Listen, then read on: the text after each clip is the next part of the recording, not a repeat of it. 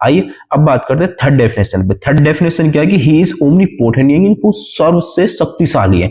आइए समझने का प्रयास करते हैं भारत के द्वारा। देखो भारत देश है दोस्तों जो इतना खूबसूरत देश है, इसको सबसे ज्यादा पावरफुल और प्रोटेक्ट कौन करता है? आप जानते हैं दोस्तों, हमारी भारतीय जो सेना जो इसके चारों तरफ फैली हुई है बॉर्डर के रूप में, वो इसको प्रोटेक्ट करती है, यानी कि वो पावरफुल, और उसके लिए उनकी स्पेशल ट्रेनिंग भी कराई जाती है दोस्तों। और इसी तरह हर देश की सेना होती है, उसको प्रोटेक्ट करती है, वही पावरफुल होती है, वही उस कंट्री को पावरफुल बनाती है कि नहीं।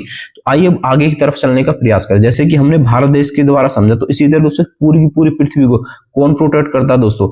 एटमॉस्फेरिक लेयर्स, जिसमें ओजोन लेयर होती है। अगर ओजोन लेयर हट जाए, सोचो अगर ओजोन लेयर हट जाए तो दोस्तों अल्ट्रावायलेट किरणें सीधी किस पे आएंगी दोस्तों? पृथ्वी पर, और पृथ्वी को दोस्तों क्या कर देंगे? नष्ट कर देंगे। तो इसलिए ओजोन लेयर का बहुत होना जरूरी है। जैसे भारत के लिए भारतीय सेना का होना जरूरी है, ऐसी ओजोन लेयर का होना जरूरी है। और ऐसे आप आगे बढ़े तो ऐसी तरह सोलर सिस्टम है, सोलर सिस्टम की क्या है दोस्तों? अपने आप में एक लेयर है। और इसी तरह आगे बढ़े तो आप पाएंगे दोस्तों ऐसे मिल्की वे गैलेक्सी हमारी आकाशगंगा, फिर उससे जो एक दूसरी गैलेक्सी को टकराने से बचाते, उसकी भी एक लेयर है अपने आप में। और इसी तरह आप बढ़ेंगे यूनिवर्स, है ना, यूनिवर्स फिर उसके बाद ऑब्जर्वेबल यूनिवर्स, फिर उसके बाद अनऑब्जर्वेबल, उसके बाद इन्फिनिटी, संपूर्ण ब्रह्मांड को घेरे हुआ, इस पूरे ब्रह्मांड को सुरक्षित किया हुआ है।